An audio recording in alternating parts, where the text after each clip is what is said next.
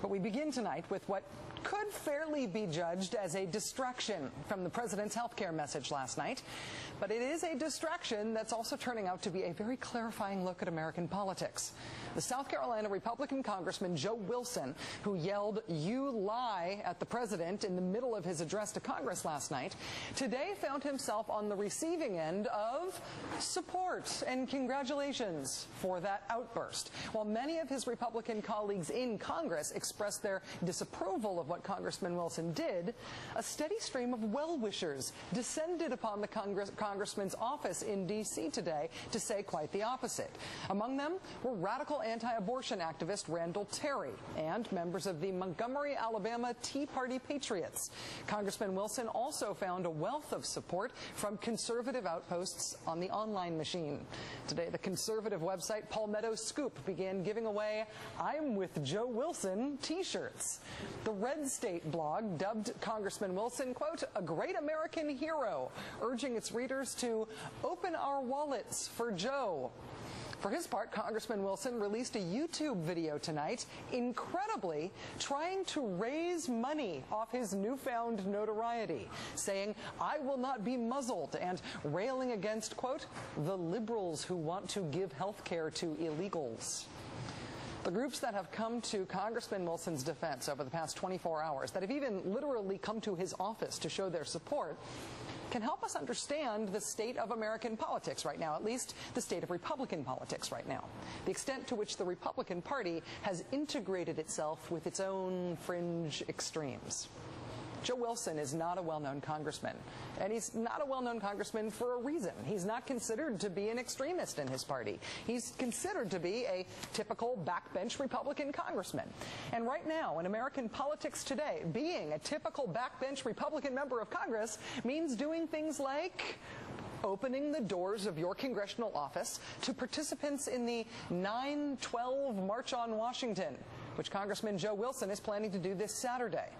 The 9/12 March on Washington is essentially a national tea party, a big organized, ostensibly grassroots march on the nation's capital. If you go to their website, you'll see that, quote, "We've had enough of the out-of-control spending. We are gathering on 9/12/2009 to deliver our message in person that we've had enough."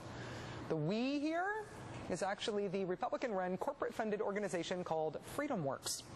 FreedomWorks is charging some groups tens of thousands of dollars to take part in this grassroots event. Today, during the kickoff event for this whole weekend of 9/12 things, the head of FreedomWorks, former Republican House Majority Leader Dick Armey, came to Congressman Joe Wilson's defense, arguing that we should, quote, "cut Mr. Wilson a little slack." The crowd of several hundred people who were listening to Mr. Armey at that rally reportedly shouted, "You lie! You lie!" Not because they thought Dick Armey was lying, but because they liked that Congressman Joe Wilson yelled that last night at the president in the middle of his address to Congress.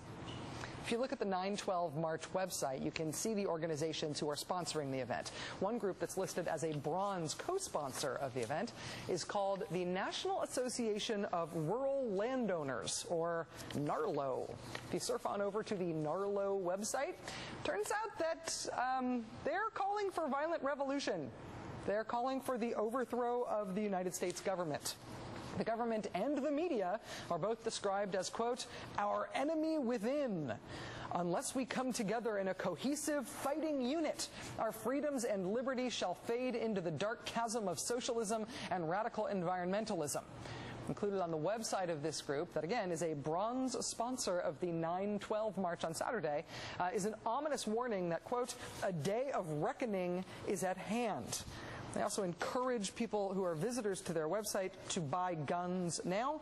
They also have posted a video that forecasts massive protests, followed by the rapid secession of states, followed by a new civil war. Congressman Joe "You Lie" Wilson is opening his congressional office to these nice folks for the 9/12 March. The 9/12 March will also be addressed by Republican members of Congress, including Tom Price and Mike Pence and Marsha Blackburn. Also, Republican Senator Jim DeMint will be speaking. It doesn't make sense anymore to talk about the relationship between the extreme fringe of the conservative movement and the modern Republican Party. because you can only discern a relationship between two things if you can tell those two things apart. About half an hour ago, the top-ranking Republican in the House of Representatives, not some anonymous backbencher nobody had ever heard of until he had a tantrum on television, the top-ranking Republican in the House of Representatives, the minority leader, John Boehner, appeared on a webcast organized by the lobbying arm of the Family Research Council. This is an anti-health reform webcast. It features the top Republican in the House of Representatives, and it is hosted by a group that describes health reform as, quote, Obama's tax and death power grab, which will, quote, produce a moral disaster and enable the Washington liberals to use your taxes to turn their entire anti-life agenda from unrestricted abortion on demand to euthanasia into national health care policy. Getting called a liar was a distraction from President Obama's speech on health care last night. It created a circus-like spectacle last night and, frankly, all day today. And it was also a clarifying moment about who the opposition is right now for the president and for Democrats, and maybe for some moderate Republicans.